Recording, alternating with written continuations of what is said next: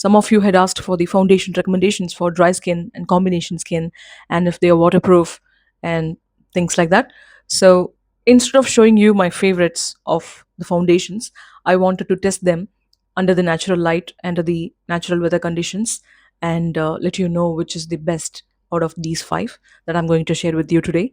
So some are fragranced. If you're someone who's struggling with the dry, sensitive skin, and if you don't want fragrance in your foundation, then watch till the end of the video because the best is for the last.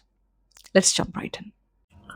If you're someone who's using makeup for over 10 years, then you would know Lakmé is one of the pioneers in finding this foundation. And I've been using this for a long time, and I had been using it because I couldn't tolerate the fragrance in it. So this is Lakmé Forever Matte Foundation in the shade Natural Shell. I had to switch from this foundation because of the fragrance in it. The texture is a bit watery, it's not thick, and it's not going to give you a coverage. So this is for a low to medium coverage foundation. And the back camera is not doing any justice because the shade looks pretty warm on my skin tone, but I'm shooting it under the natural light here, and it's blending without any cakiness or dryness on the skin. Still, it could have been better when it comes to the shade range, and they could avoid the fragrance in it. Here is another famous foundation, which is the L18 Get Even foundation. I see that in the e-commerce website, this Lakme and L18 foundation still are in demand, and over 4,000 people have used this foundation and they've liked it. So this is the foundation from L18, and it's the shade Natural Shell, and that is also warmer on my skin tone, as you can see. And when it comes to the texture, it is a little bit better than the Lakme one because Lakme one was very matte, and this one feels a bit moisturizing on the skin. But the shade range, again, they only have 9 or 8 shades, and I've chosen this shade because the shade Neutral Honey looked too warm. This looked a bit neutral. This is yet another problem that the foundation may not look like the picture. I've been avoiding Maybelline products for a long time, but still I couldn't get past this foundation, which is the Maybelline Lumi Matte foundation. I'm using this shade 310, and you can see there is fragrance added to it at the last of the ingredients.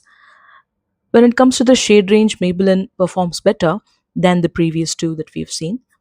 And this is neutral on the skin, and yet I couldn't find my match, which is close to the neutral skin. On the hand, you can see that it blends very well, and it's a bit dry on the hand. So we need to moisturize properly when it comes to these foundations. The shade match is not bad, but still, I wish it could be a little neutral on the skin. The texture is a little matte, it's silky. I had to upgrade because of the fragrance again. Here is the Dream Beauty Celestial Glow Foundation. I have already reviewed this on the shorts video on my channel, and this is the neutral medium I've chosen. Well, it's not medium, it's a bit fair to be honest, and I had to switch because of the shade options that are less available for this foundation. Yes, it is neutral, and this gives a better coverage when compared to all the four that we have seen previously, but this feels pretty heavy on the skin. So I'm using a little from the pump, and you can see that the spread of this foundation is quite thick, and it feels a bit difficult to blend on the skin, especially if you have a dry skin, then you will find it difficult. After 5 minutes, it's oxidizing to the shade darker, so it can match, but I'm not choosing this one as the best yet. So when we compare all these foundations on the hand swatch, they are dry. The Lakme one, the L18 one, the Maybelline one, dried up. And this one, Dream Beauty Celestial Glow Foundation, it's not drying yet. That's still blendable.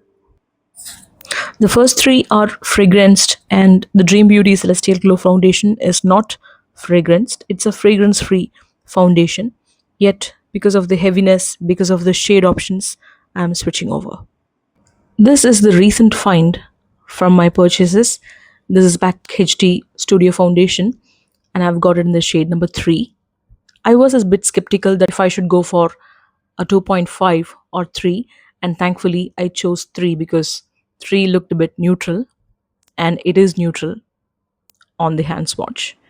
So you can see how it blends into the skin, how silky it looks, and this is not going to give you a medium coverage. It's a skin like finish, so we cannot expect any coverage from this foundation. It's an everyday foundation, and even then I was trying to build it up on the skin by using the another pump of it, as you can see on the screen. So the blendability is quicker, and when I tried to build it up, it didn't cake up on me, it didn't dry up. So it is buildable, and still it can give you good coverage if you use it in the moderate quantity. Considering the pump packaging for mini, the long wear, and the price point, everything fits this one. I love this one. I hope I've shared all the foundation details that you would need.